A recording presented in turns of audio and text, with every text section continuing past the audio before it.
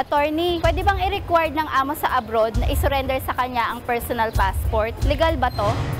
Hindi po yan legal. Ayon sa Section 6, Paragraph K ng Republic Act 8042 o yung Migrant Workers Act, mahigpit na ipinagbabawal ang pagkuha ng employer ng mga personal documents, lalo na yung passport ng mga OFW sa abroad.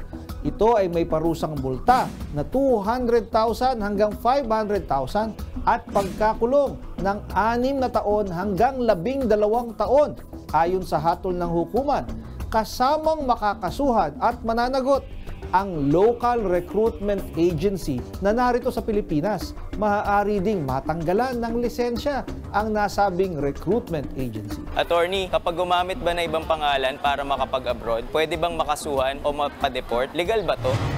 Hindi po legal ang paggamit ng ibang pangalan sa inyong travel documents, lalong-lalo na sa inyong passport.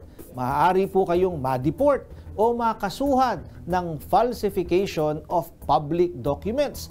Ito ay may parusang pagkakulong ng 6 hanggang 12 taon ayon sa hatol ng hukuman.